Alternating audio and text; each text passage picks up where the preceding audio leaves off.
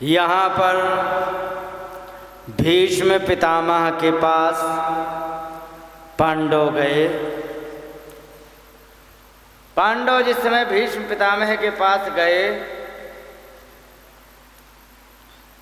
भगवान को देख करके उन्होंने प्रणाम किया।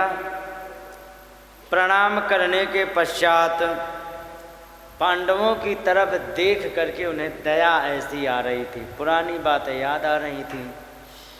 क्या याद आ रही थी? कह रहे हैं, संस्थिते तीर्थे पांडव प्रथा बाल प्रजापदो युष्मत् कृते बहून् क्लेशान् प्राप्ता तोकवती मुहु।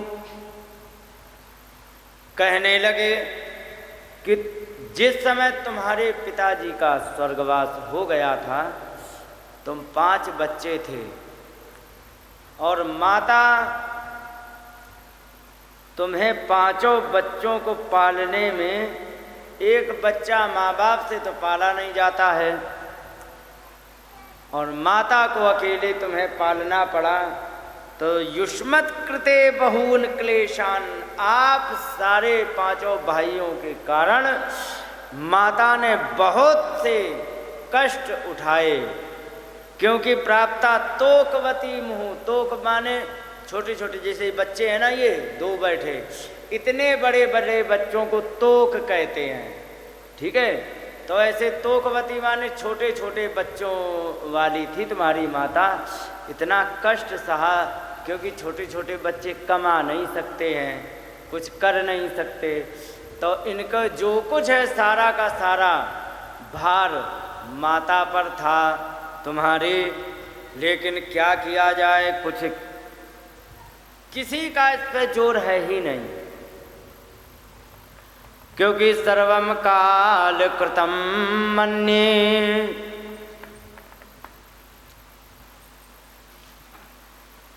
भवताम च यद प्रियाम, जो कुछ होता है ये सब समय के द्वारा निर्धारित किया होता है।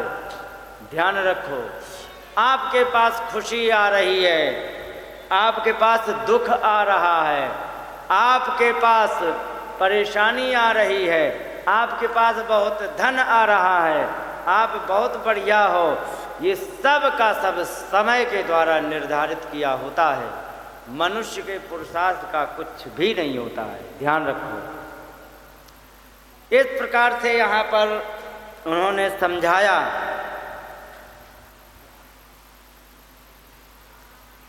यहाँ पर कहने लगे कि जब तुम बड़े हुए तब फिर भी तुम्हें कष्ट मिले, क्योंकि देखो, जहाँ पर यत्र धर्म सुतो राजा, जहाँ पर धर्मपुत्र युधिष्ठिर हों, वहाँ पर कष्ट आए। बड़े आश्चर्य की बात है।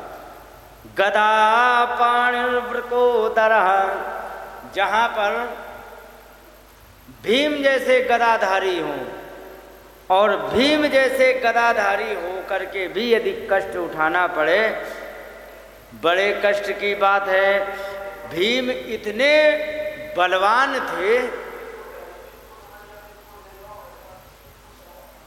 कि राजा विराट के यहाँ एक जीमूत नाम का एक राक्षस था, पहलवान था, और वो इतना पहलवान कि कोई भी उसे हरा ही नहीं पा रहा था, कोई भी।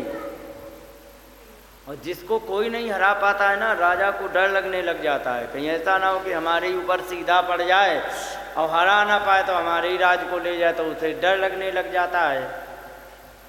राजा ने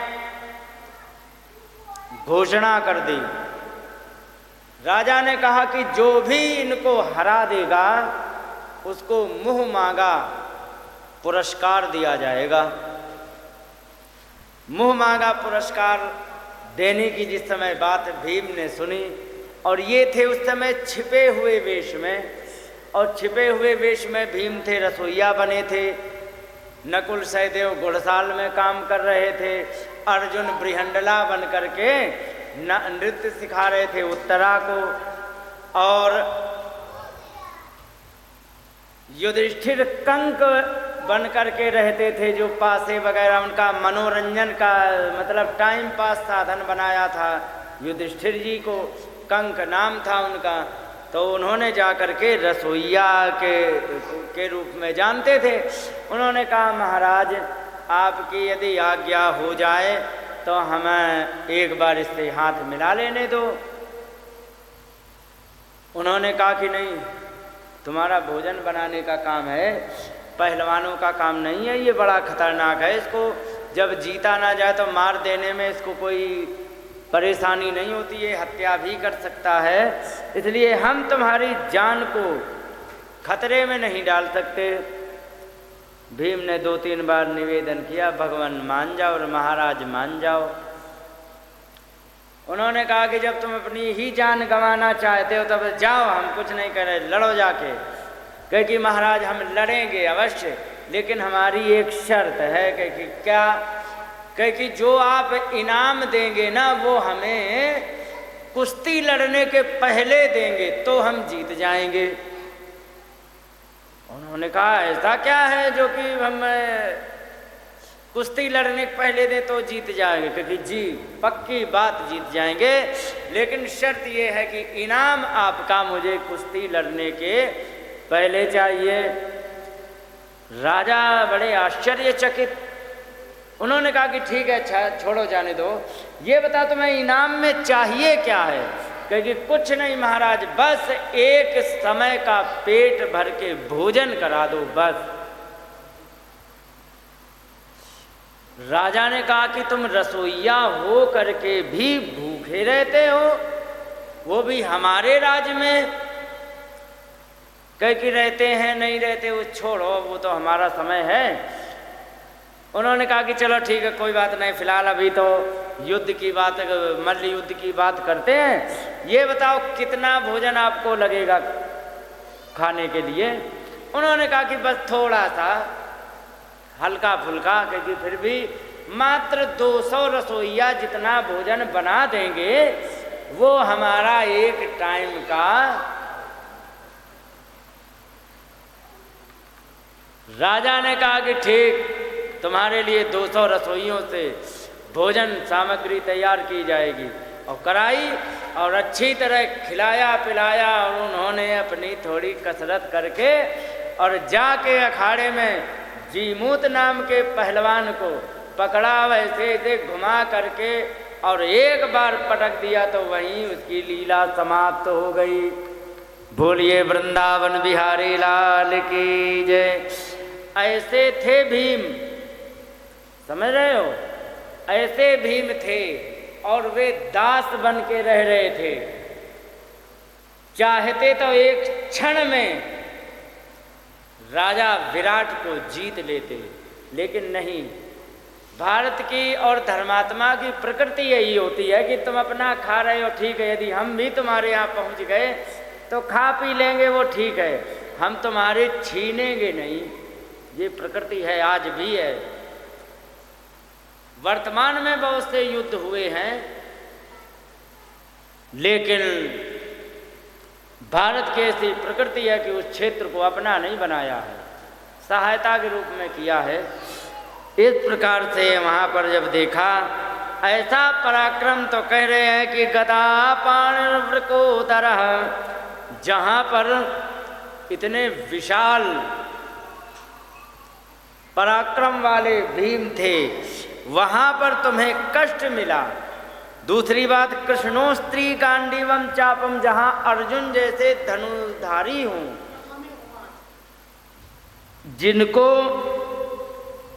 कोई नहीं जीत सकता था, ऐसे धनुर्धारी के होते हुए, और तुम्हारे पास गांडीव नाम का धनुष है, जो ऐसा दिव्य धनुष है कि इससे कोई भी युद्ध करे वो आसानी से जीत जाए। ऊपर से तुम इतने युद्ध के ज्ञाता और गांडीव हाथ में है, और फिर भी सुहृद कृष्ण तुम्हारे मित्र हैं, वो साक्षात नारायण कृष्ण हैं। इतना सब हो करके ततो विपद, वहाँ पर आपत्तियाँ आई। कुछ नहीं, किसी का नहीं इस पर जोर चलता है, क्योंकि सर्वम काल कृतम मन्ये, भवताम च यद प्रियाम। कहने लगे कि सब का सब समय के द्वारा निर्धारित किया होता है, इसमें किसी का कोई जोर नहीं चलता है।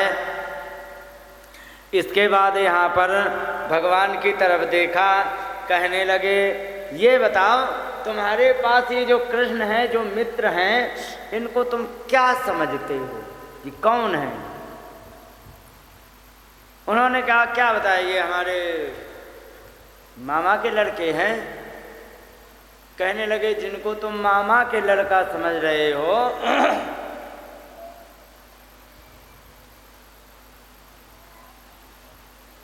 ये साधारण कुछ नहीं है, ये साक्षात नारायण है।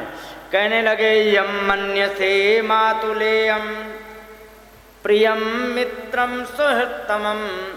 जिनको तुम मातुलेय माने मामा का लड़का समझते हो, प्रिय मित्र समझते हो, अपना हितैषी समझते हो, और जिनको तुमने क्या किया कि अकरोत सचिवम, मंत्री बनाया।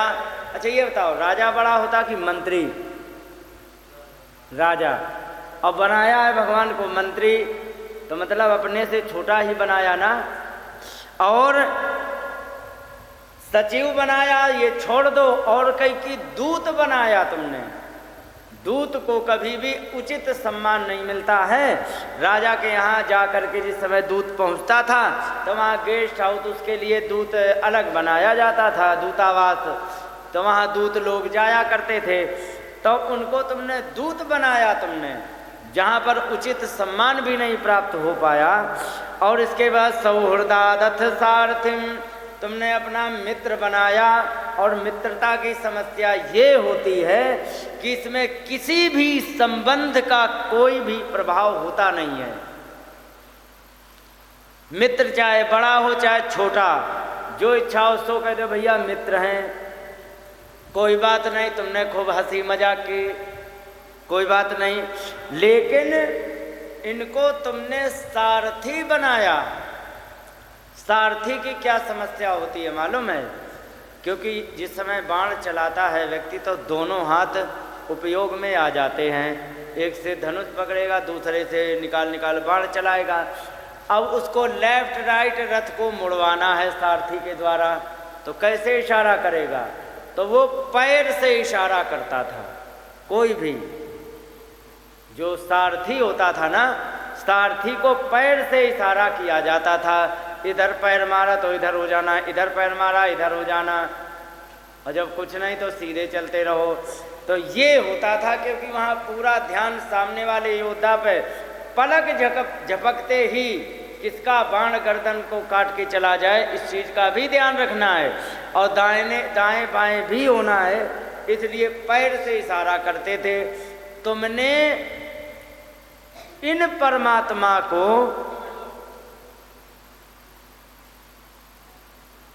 आगे इधर बिछा लो, इस जगह पड़ी है बच्ची, वो उठा लो इधर ही, यहाँ पे बिछा लो, बैठ जाना, ठीक है?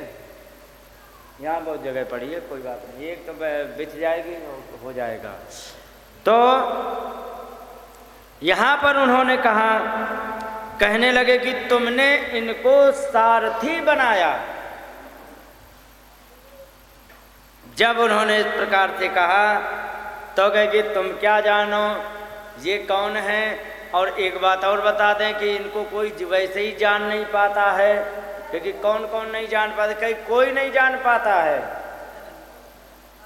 यहाँ पर वे कह रहे गलती हो गई, इसको आगे को सरका लेते, चलो कोई बात नहीं, हो गया जो कुछ था। तो माता दबाने के लिए नहीं, बैठने के लिए, चलो कोई बात नहीं। तो यहाँ पर तुमने जिस परमात्मा को तुमने सारथी बनाया, उनके प्रभाव को जानते हो? कहे कि नहीं जानता हूँ। कहे कि इनको वैसे भी नहीं कोई जान पाता है, इनको कोई जान पाता है। क्योंकि कौन कौन जानते? तो कहे कि एष वै भगवान साक्षात आद्यो नारायण पुमान, ये साक्षात आदि पुरुष नारायण हैं।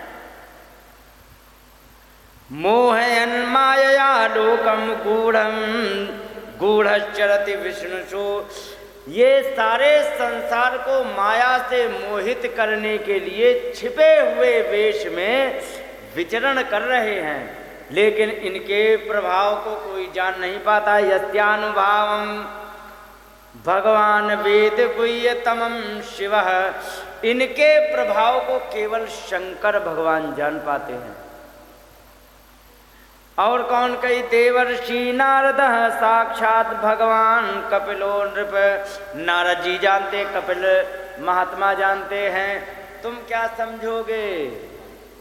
इसलिए हे राजन युधिष्ठिर, इनके प्रभाव को कोई नहीं जान पाता है, और तुमने जो इतने पूरे विश्व के रचयिता करता धरता हैं, उनको तुमने सारथी तक बनाया। कोई बात नहीं, जो भी है, अब आपसे क्या बात करना। भगवान से साक्षात बात करने लग गए।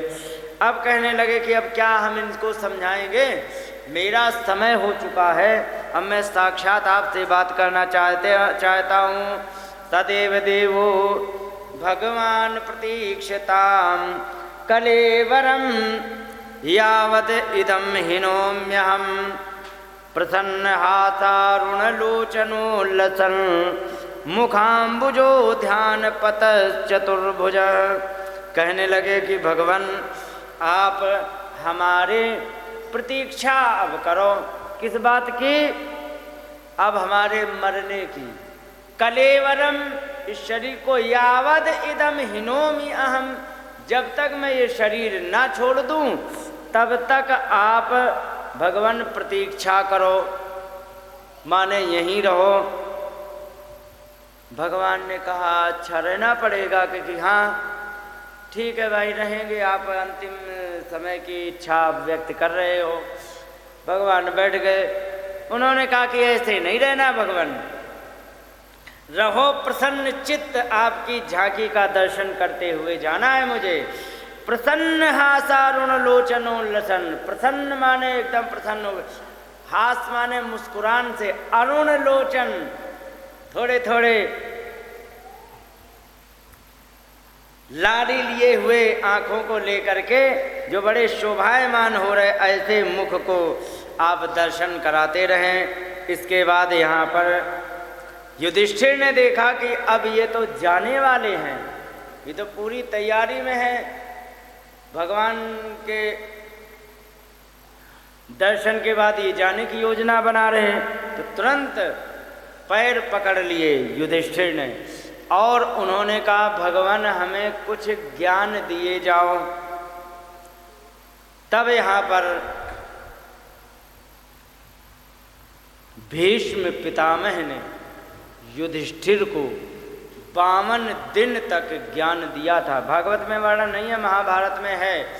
इसके यदि क्या उपदेश दिया था, इसको यदि पढ़ना हो तो फिर शांति पर्व और अनुशासन पर्व जो है महाभारत के, ये पढ़ने में पता लगता है कि क्या उपदेश दिया था। यहाँ तो सीधे से विषय सूची बता दी है, ये उन्होंने उपदेश दिया। दान धर्मान राजधर्मान मोक्ष धर्मान विभागशः स्त्री धर्मान भगवत धर्मान समास व्यास योगता। कहने लगे कि यहाँ पर दान का धर्म, दान धर्म के किस प्रकार का होता है, भगवान का धर्म किस प्रकार का होता है, राज का धर्म क्या होता है और स्त्रियों का धर्म क्या होता है, भगवत धर्म परमात्मा का क्या धर्म होता है। कहीं पर विस्तार से, कहीं संक्षेप में उन्होंने श्रवण कराया। कराने के पश्चात जब उन्होंने सारी बात कह दी, अब भगवान की यहाँ इन्होंने स्तुति करना प्रारंभ किया। युधिष्ठिर से कहा कि अब चलते समय भगवान से 2-4 बात कर लें, क्योंकि हाँ कर लो। यहाँ कहने उन्होंने बढ़िया स्तुति की। इतिमति रूप कल्पिता वितृष्णा भगवती सात्वत पुंगवे विभूनि स्वसुखम उपगते क्वचित विहर्तुम प्रकृति मुपेयुषी यद भव प्रवाह। इस प्रकार से हमारी जो मति है, मति माने बुद्धि, जिसमें किसी भी प्रकार की तृष्णा नहीं है। तृष्णा तो जो जिसका अंतिम समय आ जाए, कितना भी बड़ा चोर हो, ध्यान रखो, कितना भी बड़ा चोर हो और पता लग जाए कि चौथे दिन फांसी होनी है, वो कभी भी चोरी नहीं करेगा। कि करेगा? क्यों नहीं करेगा? क्योंकि अब वो चोरी करके करेगा क्या उसका? क्योंकि हमारी तो तैयारी हो रही, हम कुछ भी कर लेंगे, हमारे किसी काम का तो है नहीं। 4 दिन बाद हमें वैसे ही जाना, वो कभी भी नहीं चोरी नहीं करेगा। तो यहाँ पर कहने लगे कि हमारी मति जो है इसमें किसी भी प्रकार की कोई तृष्णा नहीं है और ये आपके समर्पित करता हूँ। और अपने सुख के लिए जो संसार को आपने बनाया था, तो प्रकृति का आश्रय लेकर के, और ये आपने जब बनाया है तो बना करके इसका सारा सिस्टम, जैसे कि यद भव प्रवाह, ये सारा आना जाना सबका लगा रहता है। लगा रहता कि नहीं? पिछली बार जब मैंने कथा की थी इनके दरवाजे के सामने मंदिर पे, तो जो छोटे छोटे बच्चे थे उनके सबके ब्याह हो गए हैं, समझे? और जो अब छोटे छोटे बच्चे हैं तब वे गोद में खेल रहे थे, और जो समय जवान थे अभी वो दिखाई नहीं पड़ रहे, कहाँ गए हैं, आए जा नहीं रहे हैं, क्या चक्कर है? 2-3 लोग तो वे बूढ़े हो गए हैं। तो ये भव सागर का ये प्रवाह चालू है और आपने केवल विहार करने के लिए बनाया था और वो अभी भी चल रहा है। इस प्रकार से उन्होंने बातें बहुत सी कही। कहने के बाद यहाँ पर देखा कि अब बिल्कुल भीष्म पितामह जाने वाले हैं। सभी लोग शांत हो गए। सर्वं बभूतुष तेस्तूष्णी वयांसी दिनत्यये, सारे के सारे वहाँ लोग शांत होके बैठ गए। बैठने के बाद भगवान यहाँ से वापस आए, क्योंकि उनका शरीर छूट गया था, अंतिम क्रिया करके वहाँ से वापस आए। या वापस आकर के यहाँ से फिर भगवान द्वारिका गए। द्वारिका जा कर के उन्होंने अपने राजकाज को संभालना प्रारंभ किया। राजकाज को संभाल करके वहाँ पर द्वारिका में भगवान का खूब बढ़िया विधिवत उनका स्वागत सम्मान किया गया। यहाँ पर एक सूत्र बड़ा बढ़िया लिखा है। सूत्र ये लिखा है कि जिसका पति परदेश में चला जाए उसको किन नियमों का पालन करना चाहिए, इस बात का वर्णन किया गया है। यहाँ पर कहा गया क्रीड़ा शरीर संस्कार समाजोत्सव दर्शनम। जिस स्त्री का पति परदेश चला गया हो उसको ज़्यादा खेल कूद नहीं करना चाहिए। और शरीर संस्कारम माने ब्यूटी पार्लर ना जाए, शरीर को अधिक ना सजावे।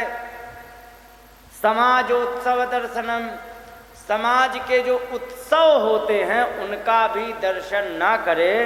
और हास्यम परिगृहे आनम, हंसी मजाक ना करे और दूसरे के घर आना जाना ना करे। त्यजेत योषित अभर्तृका, जिसका पति ना हो ऐसी स्त्री को वो त्याग देना चाहिए। अगर इसकी बहुत विधिवत बात की जाए तो अभर्तृका योषित की बात कही गई, जिसका पति ना हो। तो जिसका ब्याह नहीं होता उसका भी तो पति नहीं होता है। तो ध्यान रखो, जिसका ब्याह ना हुआ हो और चौथे दिन ब्यूटी पार्लर जाए तो मामला गड़बड़ है। ज़्यादा घूमना फिरना, प्रसंग आते हैं बहुत सारे। उषा का चरित्र सुन करके आंखें फटी रह जाएंगी, समझ रहे हो? कैसे कैसे नाटक हो जाते हैं। अब आजकल तो ये है कि माँ बाप की तो कोई सुनता ही नहीं है। चलती हुई रेलगाड़ी में मैंने देखा, तुमने देखा, और वहीं पर उनका संपर्क हो गया, फ़ोन नंबर लेना देना हो गया, और धीरे धीरे से हजारों केस टेलीविज़न में समाचारों में आते ऐसे ऐसे। कितने भाग्यशाली होंगे वे रेल पर बैठे हुए लोग, जिनको रेलगाड़ी में ही काम हो जाता, चलो अच्छी बात है। इन बातों का, ये जो शास्त्र की छोटी छोटी बातें, इनका ध्यान रखना आवश्यक है। और इसके बाद यहाँ पर जैसे ही भगवान आए तो द्वारिका की समस्त स्त्रियों ने ये जो व्रत का पालन करना जारी रखा था, आज से समाप्त, क्योंकि पति देव आ गए। इसके बाद यहाँ परीक्षित जी का जन्म हुआ। जन्म होने के बाद ब्राह्मणों को बुलाया गया, उन्होंने बढ़िया सी कुंडली बनाई और उन्हें बताया गया कि बड़े ही अच्छे हैं ये, मृगेन्द्र इव विक्रांतो निषेव्यो हिम वानिव, सिंह के जैसे पराक्रमी होंगे ये। और बहुत से भी बातें कही कि सहनशील बिल्कुल पृथ्वी के जैसे होंगे, और सहिष्णु पितामह के जैसे होंगे, धर्मात्मा ये रंतिदेव जैसे उदार होंगे, ययाति धार्मिका, रंतिदेव की तरह ये उदार होंगे, ययाति महात्मा की तरह धार्मिक होंगे। इस प्रकार से उन्होंने बताया। लेकिन एक बात कह दी जो थोड़ी दुख पहुंचाने वाली थी कि ये भरी जवानी में अनुमान लगा के देखता हूँ तो ये लग रहा है कि 60 साल की अवस्था के अंदर या यहाँ तक पहुँचते पहुँचते तक्षकात आत्मनो मृत्युम द्विजपुत्रोपसर्जितात, तक्षक नाग के कारण इनकी मृत्यु होगी, जो ब्राह्मण के द्वारा शाप के कारण भेजा जाएगा। इस प्रकार से जब इन्होंने सुना तो थोड़ा हृदय तो दुखी हुआ, लेकिन कोई बात नहीं भाई, क्या कर सकते हैं, प्रारब्ध को कोई नहीं मोड़ सकता है। इस प्रकार से यहाँ पर इनके जन्म का संस्कार और पालन प्रारंभ हो गया। अब यहाँ पर एक नई घटना बता रहे हैं। नई घटना क्या है कि 2 लोग महाभारत के युद्ध में सम्मिलित नहीं हुए, एक बलराम जी, दूसरे बच्चों क्या नाम इसका, पूजा, हाँ पंचायत मत करो नहीं तो दूर दूर बैठाएंगे, एक को इधर एक को इधर, हाँ बच्चे जो ज़्यादा बात करें दूर दूर बैठा दो, एक कोई बड़ा बूढ़ा बीच में घुस के बैठ जाओ, बस हो गया। हाँ तो बोलिए वृंदावन बिहारी लाल की जय। अब जब बात करें तो पीठ में अपने ऐसे करके रखना और धमाक से दे देना, हो गया काम। तो यहाँ पर एक नया अध्याय शुरू करते हैं। कह रहे कि जिस समय युद्ध हुआ था उस समय 2 युद्ध में सम्मिलित नहीं हुए। बलराम इसलिए नहीं हुए कि हम अपने चेला के विरुद्ध कैसे युद्ध करेंगे, और चेला के विरुद्ध नहीं करेंगे तो भाई के विरुद्ध युद्ध कैसे करेंगे। यदि चेला का पक्ष, चेला थे दुर्योधन भीम के, और अगर जो भीम अपने चेला की तरफ हो जाते तो सामने भाई खड़े, उनसे नहीं युद्ध कर सकते। और अगर जो भाई की तरफ हो जाए तो चेला बहुत प्यारा था, चेला को कैसे मारे। उन्होंने कहा हटाओ झंझट ही खत्म करो, वे निकल गए। वे चले गए जनकपुर, वहाँ पर ज्ञान प्राप्त करने के लिए जनक से। वहाँ जा कर के उन्होंने ज्ञान प्राप्त करने के लिए, और विदुर महात्मा थे वो तीर्थ यात्रा में चले गए। तीर्थ यात्रा में जा कर के विदुर महात्मा, अब जब उन्हें पता लगा कि युद्ध समाप्त हो गया है, ये तो कोई छोटा मोटा युद्ध तो था नहीं, बहुत बड़ा युद्ध था। हर जगह ऑल इंडिया में ब्रेकिंग न्यूज बनती थी, समझे, और सब जगह पता लग जाता था कि क्या हुआ क्या नहीं। इसके बाद इनको पता लग गया कि युद्ध समाप्त हो चुका है, सारे भाई 100 भाई मारे जा चुके हैं, केवल पिताजी और माताजी उनकी बची हैं। यहाँ पर आए, आ कर के कहने लगे एक बात बताओ भैया जी, राधे श्याम राधे श्याम, ये बताइए कि आप यहाँ पर क्या सोच कर के रह रहे हो। कौन कह रहे हैं? विदुर। किससे? धृतराष्ट्र से। ठीक है, ये बताइए तुम क्या सोच के रह रहे हो। कह रहे कि अहो महीयसी जंतो जीविताशायया भवान, देखो जीव को अपने जीने की कितनी बड़ी आशा लगी होती है, क्योंकि देखो तुम अपने जीने के लिए अभी भी तैयार हो, जबकि तुमने अपने सारे पुत्रों को मरवा डाला कि नहीं? और लेकिन फिर भी तुम अभी जीवित हो। दूसरी बात, जीवित हो वो बात कोई बात नहीं, लेकिन जहां पर अपमान का भोजन मिल रहा हो वहां पर भी तुम जीवित हो। कई वो कैसे, क्योंकि कैसे क्या, मैं देख नहीं रहा हूं क्या कि क्योंकि भीमापवर्जितम पिंडम आदत्ते गृहपालवत, भीम के द्वारा छोड़े हुए तुम्हें रोटी के टुकड़े कुत्ते की तरह तुम्हें खा रहे हो। कहीं हम कुत्ते की तरह क्यों खा रहे? तो कहने लगे ये बताओ, छाती पे हाथ धर के ये बताओ, तुमने आज तक इन पांडवों के साथ कौन सा ऐसा भला काम किया है जिसको सोच करके तुम रह रहे हो? अब वे चुप, लेकिन हमें पता है कि तुमने क्या क्या किया। कहेगी क्या क्या किया? कहेगी सुनो, अग्नि निशिष्टो दत्तश्च गरोदाराश्च दूषिता, तुमने अग्नि निशिष्टा, आग में तुमने इनको जलवाया था, याद है? हाँ जलवाया था। दत्तश्च गरो, जहर तुमने दिलवाया था, याद है? दाराश्च दूषिता, इनकी पत्नी जो द्रौपदी थी तुम्हारे राज दरबार में तुम्हारे जागे हुए बैठे पर भी अपमान हुआ था कि नहीं? और तुमने एक भी बार विरोध किया? इतना ही नहीं, हरदम क्षेत्रम धनम ये शांत तत्तरशुभि कियत, जिनका तुमने धन हरण कर लिया, क्षेत्र माने राजपाट हरण कर लिया, और उनके साथ रह करके तुम जीवित रह के कौन सी तुम पुरुषार्थ की मतलब कामना कर रहे हो, या कौन सा तुम पुरुषार्थ कर रहे हो, ये तो बताओ हमें। और जरा सोचो, तुमने इतने अपराध किए थे, तुम्हें ये नहीं लगा था कि जीवन 4 दिन का है, भगवान ने जितनी चाबी भर दी है उतना ही ये नाचता है, और जिस दिन चाबी खत्म तो राम नाम और लेके चल देते हैं, है कि नहीं? तो उतनी ही देर तक ये चलता है जब तक चाबी भरी हुई है, और इतने अल्प जीवन में तुमने इतने उत्पात कर लिए, तुमने जरा सा भी तुम्हें ज्ञान नहीं आया, क्योंकि भगवान ने जो दिया था जीवन वो इन छोटे छोटे निर्दोष अनाथ बच्चों को परेशान करने के लिए तुम्हें नहीं ये जीवन मिला था। या तो ढंग से राजपाट चलाते, या तो राजपाट नहीं चलाते तो कम से कम भगवान का भजन करते।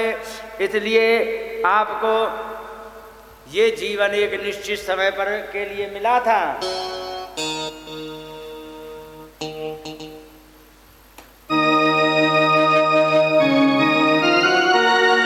अरे जिंदगी किराए का घर है, एक न एक दिन बदलना पड़ेगा। जिंदगी ये किराए का घर है, एक न एक दिन बदलना पड़ेगा। जिंदगी ये किराए का घर है, एक न एक दिन बदलना पड़ेगा।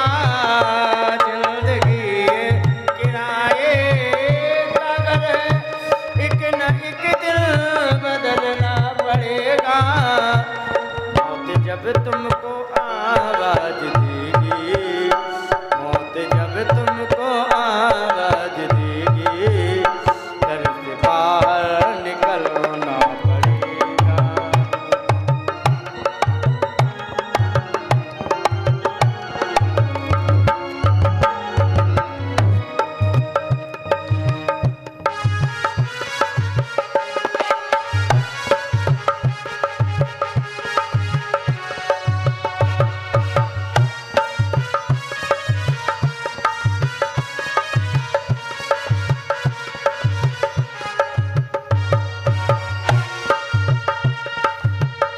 ये जवानी है दो दिल का सपना, कोई ढूंढने कोई महबूब अपना। ये जवानी है दो दिल का सपना, ढूंढने कोई महबूब अपना। क्योंकि ध्यान रखो, जवानी की बात यहाँ क्यों कही गई है, समझने का विषय ये है। जवानी में ही आप धन और धर्म कमा सकते हो, ठीक है। जो धन और धर्म जवानी में कमा लोगे, बुढ़ापे में उसी को उपयोग करोगे। अब हाथ पैर चल नहीं रहे, वृंदावन की परिक्रमा लगानी, क्या करोगे? मन मार के रह जाओगे। जब जवान हो वो परिक्रमा लगाओ, क्या परेशानी है। इसलिए कह रहे हैं ये जवानी है दो दिल का सपना, ढूंढने कोई महबूब अपना। ये जवानी है दो दिल का।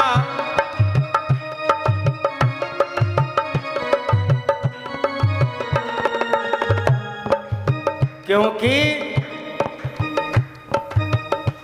ये जवानी अगर ढल गई तो, ये जवानी अगर ढल गई तो उम्र भर हाथ मलना पड़ेगा। जिंदगी ये किराए का घर है, लेकिन एक दिन बदलना पड़ेगा।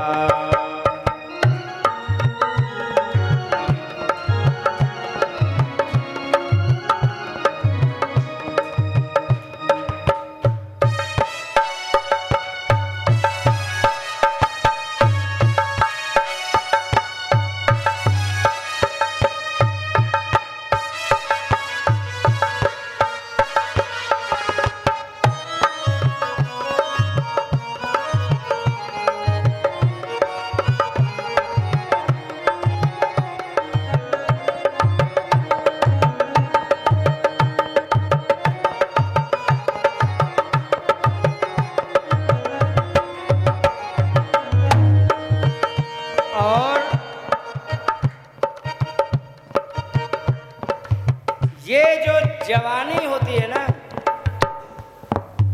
ना तो आते पता लगता, ना जाते पता लगता है। वो तो तब पता लगता है जब 1 किलोमीटर चलने पर घोटू दुखने लग जाए, है ना। और जवानी में जो आपने कर लिया, यदि उसमें चूक गए, बुढ़ापे में तुमसे कुछ नहीं होगा। और ये समय तुमने छोड़ दिया तो फिर बस जीवन भर पछतावा के अतिरिक्त कुछ नहीं रहेगा कि अरे हम ये कर लेते, वो कर लेते। वो गया, चलो जवानी गई, बुढ़ापा आया।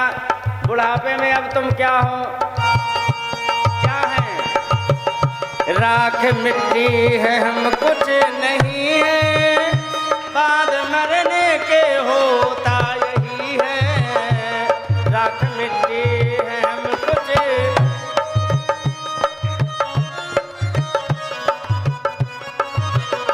राख मिट्टी है, हम कुछ नहीं है, बाद मरने के होता यही है। राख मिट्टी।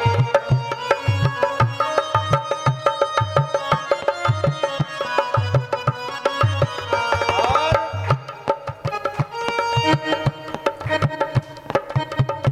या तो मिट्टी की तुरबत बनेगी, या तो मिट्टी की तुरबत बनेगी, या चिताओं में जलना पड़ेगा। या तो मिट्टी की तुरबत बनेगी, या चिताओं में जलना पड़ेगा। जिंदगी ये किराए का घर है, एक न एक दिन बदलना पड़ेगा, एक न एक दिन बदलना पड़ेगा, एक न एक दिन बदलना। जो भी करना होता है ना, अपने समय पर हमेशा करते रहो। मैंने बहुत से विद्यार्थियों को देखा पुराने, जो विद्यार्थी जीवन में क्रिकेट खेलते रहे और जब विद्यार्थी जीवन समाप्त, जब जिम्मेदारियों का जीवन आया, तो अब पत्थर पे माथा मार के रोते हैं, हे भगवान उस समय क्रिकेट नहीं खेला होता तो हम ये भी कर लेते, उस समय क्रिकेट नहीं खेला होता था, थोड़ा पढ़ करके हम कुछ भी कर सकते थे। लेकिन अब होता क्या है, समय निकल गया, क्या बात है, हर बात। और गरीब होने के 2-3 कारण होते हैं। सबसे पहला कारण, बचपन को सही उपयोग न करना, पहला कारण। दूसरा कारण, कितना भी कर्म फूट आदमी हो, कितना भी खोटी किस्मत व्यक्ति हो, परमात्मा एक ना एक दिन उसे अवसर अवश्य देते हैं। ध्यान रखो, कितना भी कर्म फूट आदमी हो, अवसर अवश्य देते, और वो अगर जो अवसर को अच्छी तरह से उसने उपयोग कर लिया, आगे बढ़ गया। लेकिन जो निर्धन व्यक्ति होता है वो अवसर को ना तो पहचान पाता, जब पहचाने नहीं तो उपयोग क्या करेगा। एक ये कारण होता है। और दूसरा, निर्धन होने का सबसे बड़ा कारण ये होता है कि वो अपने जीवन में योजनाएं ऐसी बना लेता है कि वो खुद गड्ढे में गिरता है। इतनी कम सोच रख पाता है व्यक्ति की, आगे की सोच ही नहीं पाता है, और वो जैसे ही गड्ढे में भड़बड़ा के गिरा और गिर करके तब याद करता है, यदि मैंने ऐसा नहीं किया होता तो हम गड्ढे में नहीं होते। प्रत्येक व्यक्ति को इस बात को पछताते हुए देखा है। विदुर जी कह रहे हैं कि तुमने सारे अवसर जो भी तुम्हारे हाथ आए सब में तुमने लात मार दी। तुम राजा के सिंहासन पर बैठे थे, ईमानदारी से सच बताना भैया दुर्योधन, धृतराष्ट्र, सच बताना, राजा के सिंहासन पर बैठ करके राजा का सबसे बड़ा धर्म क्या होता है कि राजा का सबसे बड़ा धर्म है उचित न्याय करे। जो व्यक्ति विक्टिम है उसको न्याय दिलाए, और जो क्रिमिनल है उसको ठोक पीट के ठीक करे, ये है। लेकिन क्या उस राज दरबार में ऐसा हुआ? क्रिमिनल 100, विक्टिम 5, बेचारे ऐसे ना पिताजी है ना कोई कहने सुनने वाला है ना, जो कहने सुनने वाले उनकी सुनी नहीं जाती। भीष्म पितामह, विदुर जी, इनके कहने सुनने वाले थे लेकिन इनकी सुनी किसने? तुमने राजे को पा करके तुम राजनीति का उल्लंघन किया है, बहुत बड़े अपराधी हो। अब तुम्हारे लिए तो अब बताओ होना क्या चाहिए? अब तुम्हारे लिए प्रायश्चित का ही एक विकल्प बचा है। चलो मेरे साथ, यहाँ खा रहे हो कुत्ते की तरह रोटी फेंकी हुई, चलो मेरे साथ। और यहाँ पर बड़ी इतनी कठोर बात तो कोई कही नहीं। भीमापवर्जितम पिंडम, भीम के दिए हुए पिंड माने टुकड़े, आदत्ते गृहपाल, व तुम कुत्ते की तरह खा रहे हो। गृहपाल माने कुत्ता।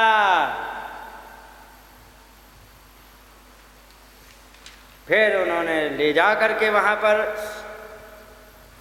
गांधारी माता ने देखा कि हमारे पति भजन करने जा रहे तो हम भी जाएंगे। जा करके उन्होंने भजन करने के लिए दोनों निकल गए दुर्योधन के साथ।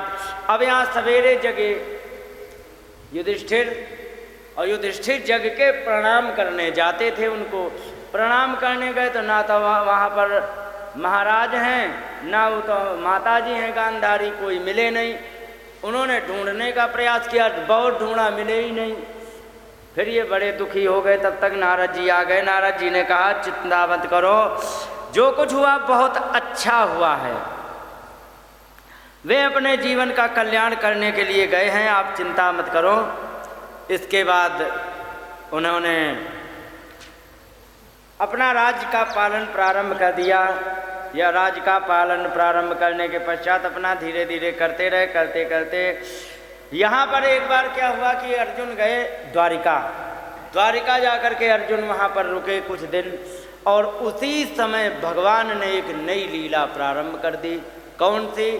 देखा कि ये जो हमारा परिवार है, मूर्ख लोगों को मैंने देखा है। क्या मूर्ख लोग क्या करेंगे, जैसे उनके 3 4 5 भाई हो जाएं तो किसी के को भी समझते ही नहीं है। जैसे ही कोई बात भई तो 5 और टूट पड़े मिलके मार दिया। तो क्योंकि जो समझदार व्यक्ति है अपने काम पर आगे ध्यान देता है, वो झगड़े से बचता है, क्योंकि उसके पास काम के अतिरिक्त किसी भी बात के लिए तो समय होता नहीं है। लेकिन अब जिसको झगड़े करने का समय है तो जिससे इच्छा होती है उससे झगड़ा कर देता है, लेकिन जो काम करने वाला व्यक्ति वो झगड़े से बचता है। क्योंकि अब जितनी देर हम इससे झगड़ा करेंगे तब तक हम अपना ये काम कर लेंगे तो हमारा ये काम हो जाएगा, और वही व्यक्ति आगे बढ़ता है। इसीलिए तुमने देखा होगा जो बनिया होते हैं कभी भी झगड़ा नहीं करेंगे, क्योंकि ये बहुत अच्छी समझ होती है उनमें कि जब तक हम इससे हम माथापच्ची करेंगे, भले ही तुम बेईमानी कर जाओ 10 रुपए की नहीं बोलेगा। वो सोचता क्या है कि जब तक हम इससे माथापच्ची करेंगे तब तक हम 4 ग्राहकों से हम 20 रुपए कमा लेंगे, और अगर जो हम तुमसे झगड़ा करेंगे तो 10 रुपए तो गए हैं, ये जो 20 रुपए इनसे कमाए वो भी जाएंगे। इसलिए वो आगे बढ़ जाता है। और मूर्ख व्यक्ति यहीं पर धोखा खा जाएगा तो वे डरते नहीं। भगवान ने देखा कि हमारे बालक बच्चे नाती पोते ये किसी से नहीं डर रहे, जिसको पाते उसी को पकड़ के पीट देते, जिसको पाते जो इच्छा हो रही सो। भगवान जान गए ये भविष्य के लिए खतरा है। भगवान ने शाप दिला करके सारे परिवार को नष्ट कराया। कराने के पश्चात अपने आप को भी क्योंकि उनका एक समय निर्धारित था, कहा था कि हम मात्र 100 साल के लिए पृथ्वी पर जाएंगे, वहाँ पर दुष्टों का नाश करेंगे। 100 साल का वादा करके 125 साल तब भी रुक गए। वे अपने वैकुंठ धाम में गए। यहाँ पर जब भगवान चले गए, यदुवंशियों का संहार हो गया, अर्जुन वहीं थे, तो अर्जुन भी नहीं आए और यहाँ पर अपशकुन होने लग गए। किनको? युधिष्ठिर को। एक बात तो मैं बता दें, तुम्हारे जीवन में जो भी अच्छा बुरा जैसा भी घटने वाला है ना, वो सब उसकी आगे से आगे सूचना तुम्हें मिलती रहती है। समझे? आगे से आगे तुम्हें सूचना, अच्छा कुछ होने वाला है आपको आगे से अच्छी सूचना मिलेगी। ब्याह होने वाला तो उसकी अलग सूचना मिलेगी। यदि कोई नुकसान होने वाला उसकी अलग सूचना। प्रकृति कभी भी किसी को बिना नोटिस दिए कुड़की नहीं करती है, ये ध्यान रखो। यहाँ तक कि छोटी छोटी बातें जैसे कि पानी वानी बरसने वाला है, आंधी आने वाली, इसकी भी सूचना देते। बस ये है कि हमारी आंखों में पट्टी बंधी तो बात अलग है, लेकिन सूचना सबकी देते प्रकृति। मरने की सूचना 1 साल पहले मिल जाती है। आगे कैसा होने वाला तो यहाँ सूचना है, यहाँ बहुत सी लिखा है। नद्यो नदाश्च क्षुभिता सरांसी च मनांसी च। नदियाँ और नद माने बड़े बड़े जो नहरें आदि होती हैं, और क्या तालाब और मन, ये हमेशा उद्विग्न रहते हैं, उफान ऐसी मारते रहते हैं। इस प्रकार से उन्होंने देखा और लिखा है कि ना ज्वलंत अग्निराजेन कालोयम किम विधास्यति। बहुत प्रयास करने पर अग्नि प्रज्वलित नहीं हो रही है। हे समय क्या करने वाले हो? ना पिबंती स्तनावत्सा, बछड़े दूध नहीं पी रहे हैं। न दुहिहंती च मातरा, गाय का दूध निकालने जाओ लात मार रही है। इसके बाद यहाँ पर रुदंत अस्त्रमुखा गावो, गाय है वो आँखों से आंसू टपका करके रो रही हैं। न हिष्यंत वृषभा ब्रजे, ब्रजे माने गौशाला में बैल बहुत प्रसन्न नहीं है। भगवान जाने क्या होने वाला है, क्या नहीं होने वाला है। दैवतानि रुदन्ति सृज्यन्ति युच्चलन्ति च।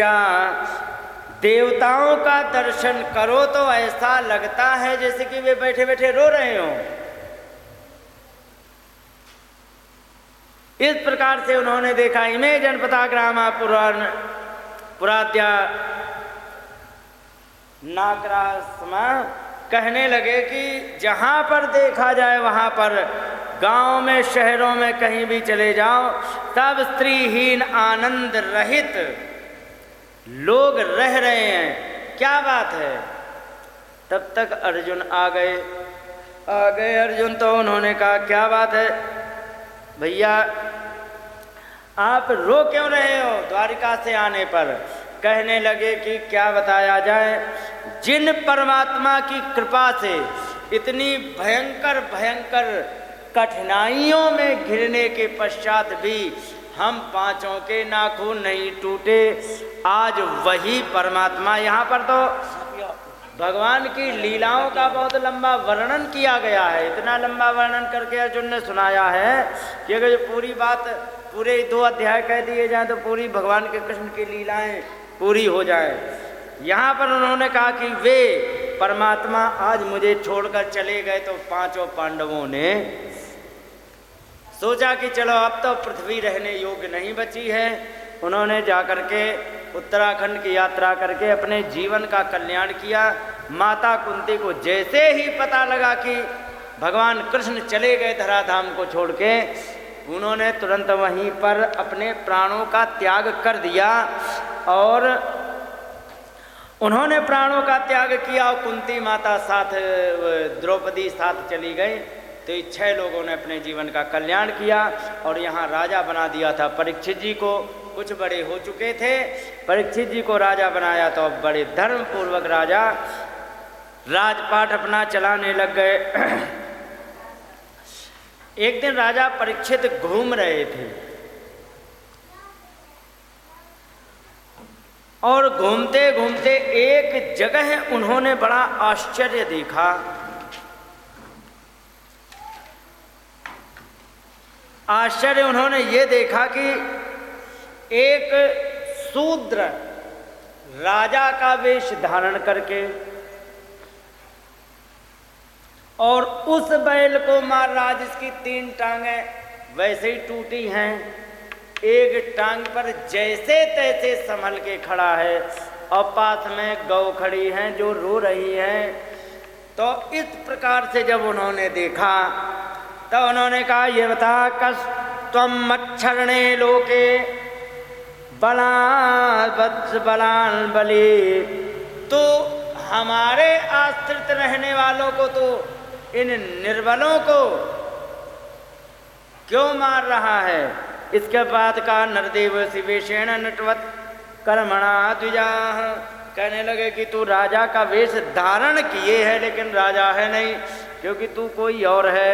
इस प्रकार से बता कौन है। परीक्षित जी ने पूछा, कहने लगे कि तुम्हें ये बताओ इसी ने अकेले मारा या और कोई तुम्हें मार पीट के गया है। क्योंकि उन्होंने जब देखा तो कमजोर थे, लेकिन पूछा कि इन्हीं ने तुम्हें मारा है कि कोई और मार के गया। तो उन्होंने कहा कि महाराज क्या बताया जाए, इस संसार में यही पता लगाना सबसे बड़ा कठिन है कि हमारे जीवन में हमें कष्ट दे कौन रहा है। न वयम क्लेश बीजानी यतस्यु पुरुषर्षभ, हमारे जीवन में कष्ट है उसका कारण कौन है हमें आज तक ये नहीं पता लगा। कहने लगे कि पुरुषम ते विजानीमो वाक्य भेदो विमोहिता, कोई कुछ कहते हैं कि कोई दुख देता, कुछ कहते कोई दुख देता है। कच्चित विकथ्यमान वसना आहुरात्मात्मना दैवमन्ये परे कर्म स्वभावम अपरे प्रभुम, कुछ लोग कहते हैं कि हमारी आत्मा हमें कष्ट देती है, कुछ लोग कहते हैं हमें कष्ट देवता दे रहे हैं, कुछ लोग कह रहे हैं कि कष्टों का कारण हमारे कर्म हैं, कुछ लोग कहते हैं कि कष्टों का कारण हमारा स्वभाव है। और सच ये है कि ये सब होते हैं। स्वभाव कैसे? जैसे कि किसी व्यक्ति से आपने जरूर देखा होगा, एक व्यक्ति ऐसा जिससे हंसी मजाक कर दो तो मुस्कुरा के और तुम्हारे बात का सम्मान करके चला जाता है, ठीक है। और एक से हंसी मजाक कर दो तो लाल पीला हो जाता है, हो जाता कि नहीं? ये बताओ, मजाक तो आपने दोनों से की थी और किसी से द्वेष नहीं था, एक मुस्कुरा के चला गया प्रसन्न होके, एक गाली दे के या नाराज होके चला गया। जो नाराज होके गया उसे कष्ट हुआ ना। ये बताओ, कष्ट तुमने दिया कि किसने दिया है? उसके स्वभाव ने, क्योंकि मजाक तो आपने दोनों से की। यदि आपने कष्ट दिया होता तो उसे भी कष्ट होना चाहिए, लेकिन उसे नहीं हुआ, इसको हो गया। क्यों हो गया? क्योंकि उसका स्वभाव जो है वो हंसी मजाक को सहन करने की क्षमता नहीं है। और एक बात और बता दे, बहुत मोटी सी, चलते चलते एक शब्द में, जो व्यक्ति बहुत ज़्यादा प्रेम करने वाला सबसे होता है वही हंसी मजाक करेगा भी, वही मुस्कुरा के सहेगा भी। और जो कह दे कि हमें हंसी मजाक नहीं पसंद, जान लीजिए कि प्रेम नाम का अंकुर तो इसके अंदर है ही नहीं। झगड़ा करने वाला व्यक्ति है, ऐसे से सावधान रहना चाहिए, ठीक है। ये बात होती है। प्रेम नाम का जिसके अंदर अंकुर नहीं होता वो झगड़ालू होता, उसको हंसी मजाक पसंद नहीं आती। तो यहाँ पर कहने लगे कि ये सब बताते हैं, अब हम किसको बता दें कि हमें कष्ट कौन दे रहा है?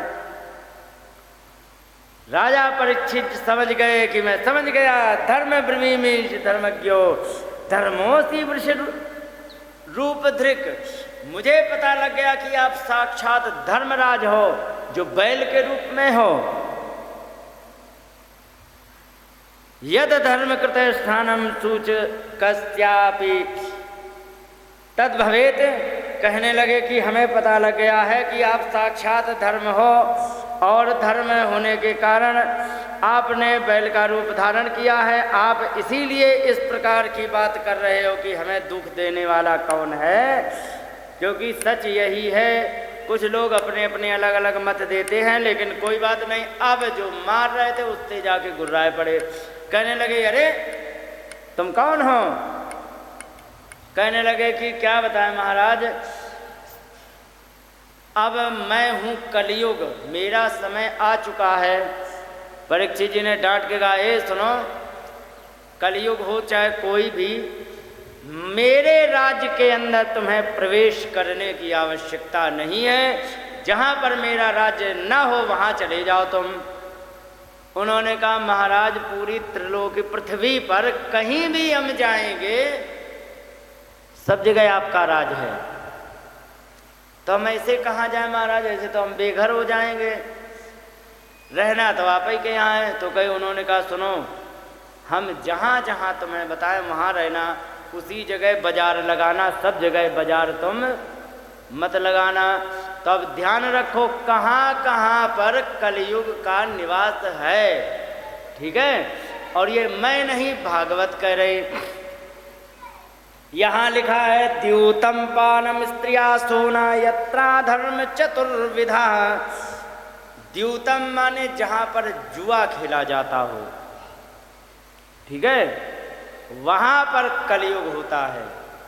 क्योंकि जो भी 20,000 हार जाएगा तो उसका बीपी नॉर्मल होगा या हाई? और हाई यदि हुआ, उससे जरा सी बात कही जाएगी तो तुरंत लड़ने को तैयार हो जाएगा कि नहीं?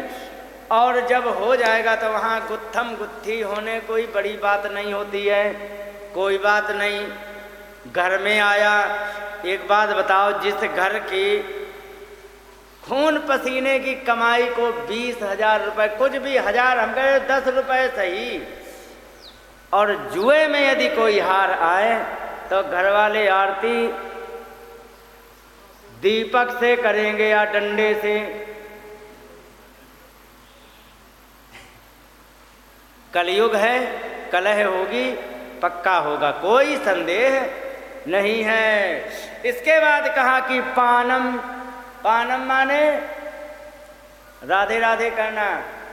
हाँ, अब अगर जो कोई मेहनत करके 500 रुपये कमाए, मैंने देखा जो सो बता रहा हूँ, कहाँ वृंदावन में जहाँ पर मैं रह रहा हूँ वहाँ झांसी के मजदूर रह रहे 500 रुपये दिन भर के कमाते हैं। क्या हो गया? अच्छा इधर तो 500 रुपये कमाएंगे, उसमें 200 रुपये की पी आएंगे। अब क्या है कि अगर जो उसने 200 रुपये की पी ली तो 200 रुपये गए बर्बाद। घर में जाएगा तो पत्नी क्या करेगी वो तो सब जानते हो, वहाँ हाय हत्या होती है। उसमें जो 300 बचे उसी आटा दाल चावल करके अपना काम चलाते, तो खाया तो जाता है उस घर में पेट भरने को, पर मन बड़ा दुखी होता है कि बताओ इसने 200 रुपये बर्बाद कर दिए बिना काम में। दूसरी बात, सेहत बन जाए तो भी ठीक है, किडनी और ख़राब कर रहे हैं, तो अभी तो इनको पीने को चाहिए है पैसा, और फिर जब ये बीमार पड़ेंगे तो इनको ठीक कराने को पैसा चाहिए। तो उस घर में कलह होगी कि नहीं? और मान लो कोई पी के आया और पत्नी से झगड़ा किया, तब क्या होगा? और दूसरी बात और बता दें, शराब पीने वाले व्यक्ति को और जो कुकर्म करने वाले, माने घर में पत्नी है फिर भी इधर उधर ताकने वाले व्यक्ति के, उसके घर वाले कभी भी सम्मान ना तो बच्चे करते हो ना ही पत्नी करती है। ध्यान रखना।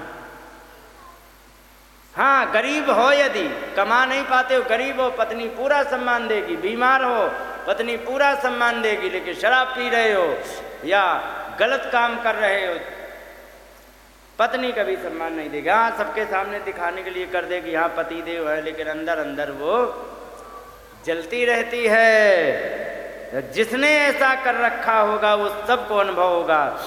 इसके बाद कहा स्त्रियाँ, वो स्त्री जो किराए पे आती हैं उसकी बात कही गई है। स्त्रियाँ तो सब हैं, अपनी माताएं होती, बहनें होती, बेटियां होती, ये भी तो स्त्रियां हैं। तो इनमें क्या कलयुग है? नहीं, किराए वाली स्त्री होती है उसको, उसमें कलयुग का निवास बताया गया। इसके बाद सूना, सूना कहते हैं हत्या करने को, जहाँ पर काटे जाते हों पशु, उनको बना के खाया जाता हो, चाहे घर हो चाहे दुकान, वहाँ पर कलयुग का ही वास होता है। कलयुग ने हाथ जोड़े, महाराज तुम्हारी जय हो जाए, हमारा परिवार बहुत बड़ा और तुमने सब कूड़े कचरे वाले कमरे हमारे ही नाम कर दिए। भगवान एक आध साफ सुथरा एसी वेसी वाला कमरा दे देते तो हमारा अच्छा काम चल जाता। तो यहाँ पुनश्च याचमानश्च जात रूपम अदात प्रभु, पुनः जब उन्होंने याचना की कोई हमें ढंग का कमरा दे दो, तब उन्होंने जात रूपम अदात, सोने के रूप में भी उनको निवास दे दिया। जिसने गीता पढ़ी होगी, भगवान ने अपने 10वें अध्याय में अपनी विभूतियों का वर्णन करने में बताया कि समस्त जीवों में मैं मनुष्य हूँ, सारे वर्णों में मैं ब्राह्मण हूँ, सारी धातुओं में मैं सोना हूँ, सारे वृक्षों में मैं अश्वत्थ हूँ, माने पीपल। इस प्रकार से जब बताया तो धातुओं में सोना बता दिया। तो ये बताओ, सोने में तो भगवान ऑलरेडी अपना कब्जा करे बैठे हैं, वो गीता में वर्णन है, ठीक है। और यहाँ पर परीक्षित जी ने कलयुग को और उसमें स्थान बता दिया। अब सीट एक और दावेदार कितने? 2, कौन बैठे?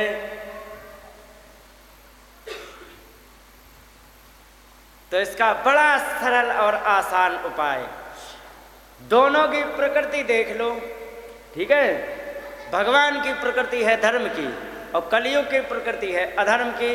और ध्यान रखो, जिस प्रकृति के माध्यम से वो सोना आएगा उसी में उसका निवास होगा। यदि धर्म के माध्यम से आया सोना तो उसमें परमात्मा का वास होगा, और यदि कान से तोड़ करके, गले से तोड़ करके आएगा तो वो अधर्म का मार्ग है, तो अधर्म में कलयुग का स्थान होगा, बस इतना ही अंतर है। और इसके बाद यहाँ पर जब दे दिया तो यहाँ पर अब कलयुग तो ताक में था, श्रोता बहुत आ रहे भाई।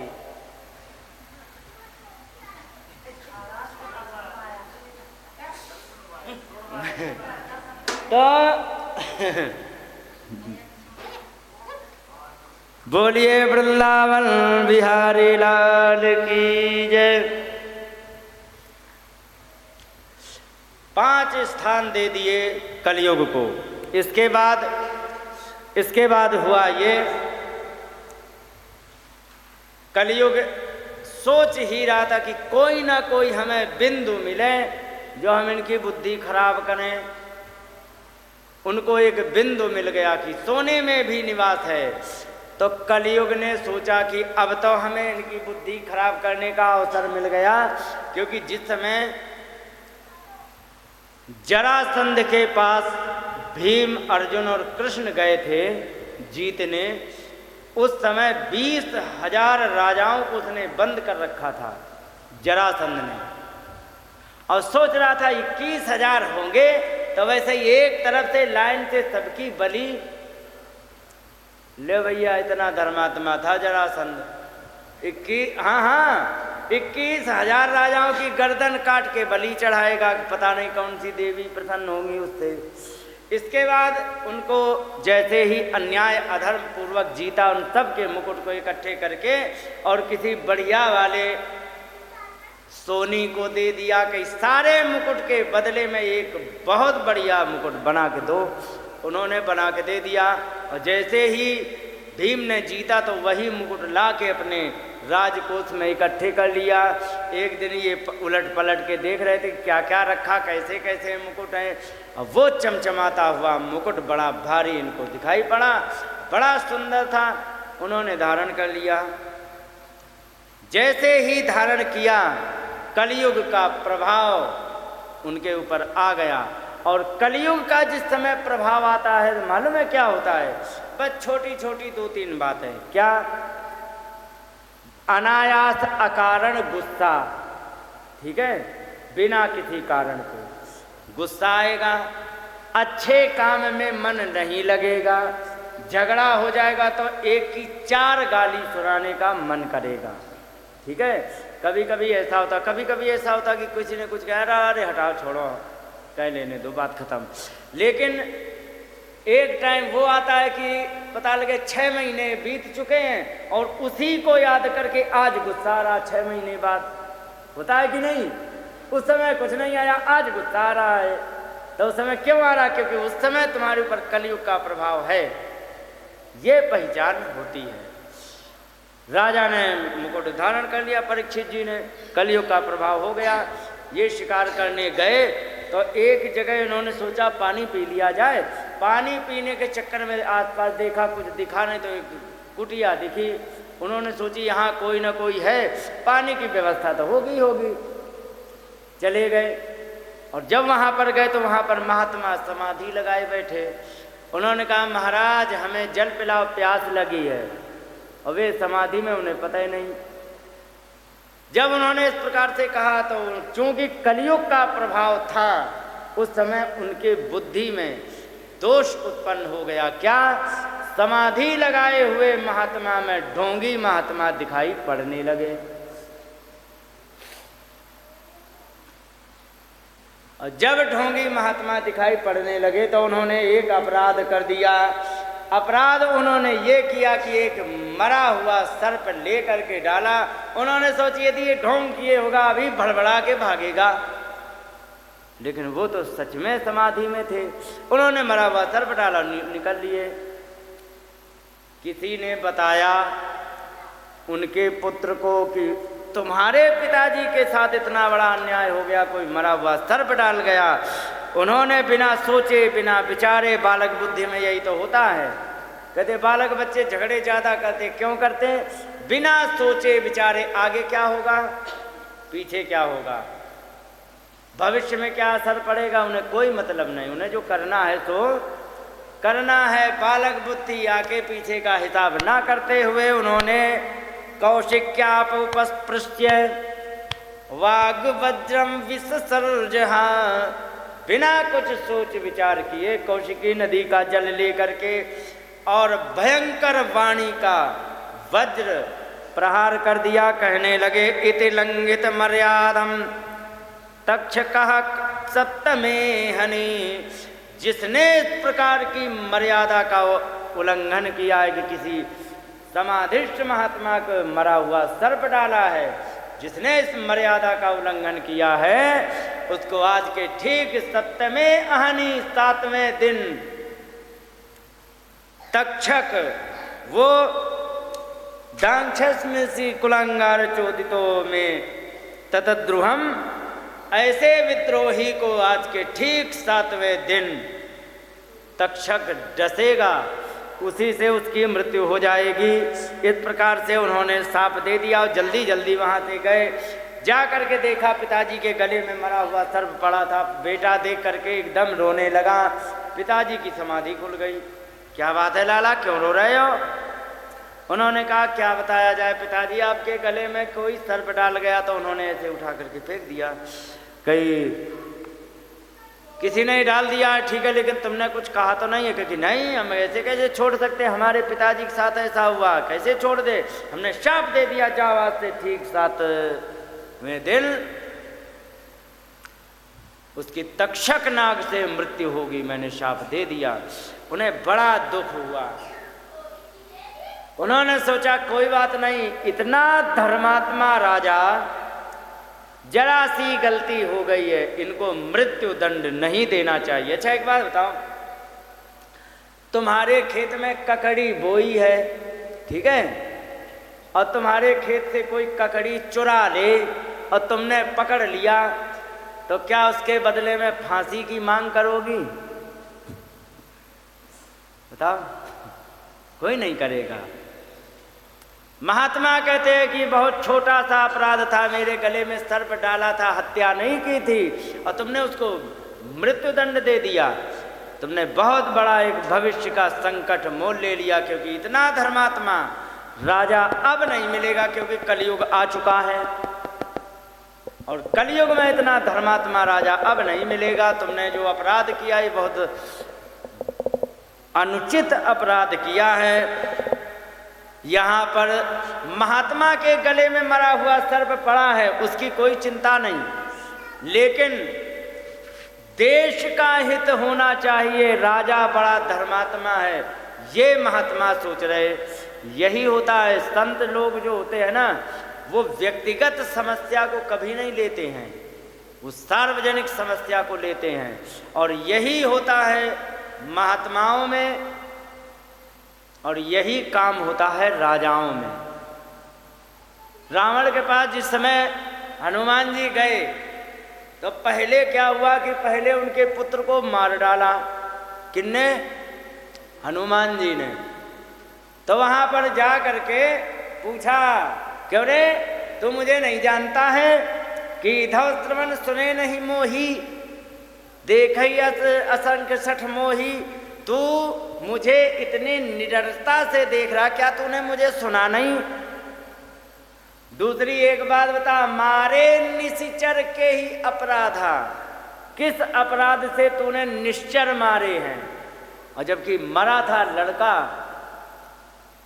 रावण का, ये नहीं कहा कि तूने मेरे पुत्र को किस अपराध में मारा, क्योंकि वो राजनीति में वो व्यक्तिगत मामला हो जाता, और राजनीति में व्यक्तिगत कुछ नहीं होता है, राजा का सब कुछ सार्वजनिक होता है। पुत्र मारा, वहाँ पर विद्रोह हो सकता था कि अच्छा तुम्हारा पुत्र मारा गया, तुम्हें दुख है, और जो सैनिक मरे इनके बालक बच्चे नहीं थे। तो वहाँ रावण ने बात संभाल के बोली, मारे निश्चर के ही अपराधा, कहू सट तो ही न प्राण कह बाधा। क्या तुझे अपने प्राणों की चिंता नहीं? राजा कभी भी व्यक्तिगत नहीं होता है, महात्मा भी कभी भी व्यक्तिगत हानि लाभ नहीं देखते हैं, वे हमेशा सार्वजनिक हानि लाभ देखते हैं। यहाँ पर उन्होंने डांट करके उनसे कहा कि तुमने बहुत बड़ा अपराध किया, इतना धर्मात्मा राजा को तुमने मृत्यु दंड दिया है, बहुत अन्याय तुमने किया। इस प्रकार से यहाँ पर डांट करके 2 चेले भेज दिए परीक्षित जी के पास, जाओ उनको सूचना दे दो तुम्हें शाप लग गया है। यहाँ परीक्षित जी ने मुकुट उतारा तो कलयुग का प्रभाव समाप्त। अब उनको होश आया कि हे भगवान, मैं तो बहुत बड़ा अपराध करके यहाँ आ गया। क्या? निर्दोष महात्मा के गले में मैं सर्प डाल के आ गया। बड़ा प्रायश्चित कर रहे थे, लेकिन उन्होंने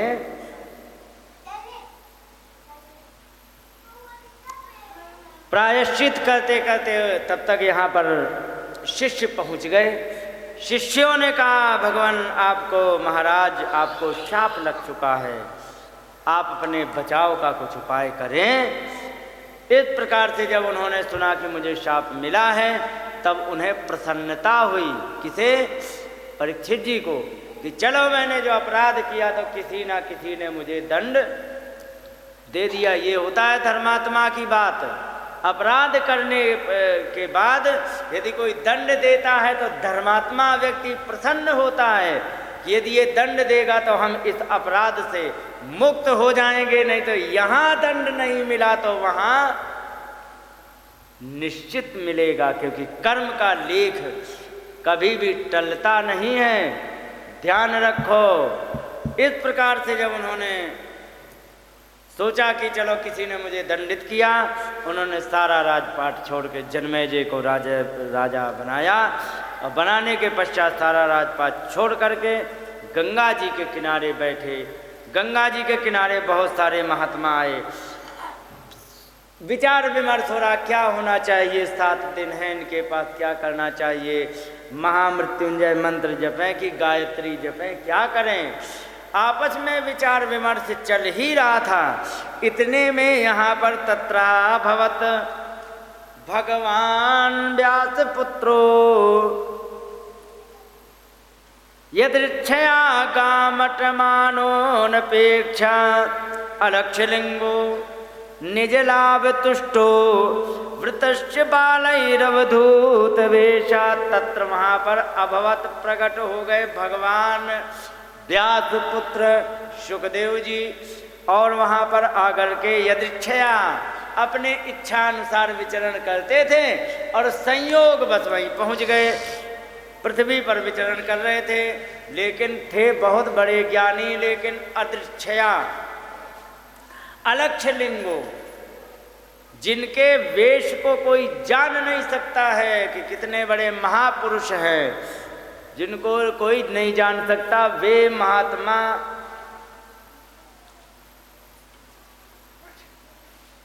आ गए वहाँ पर।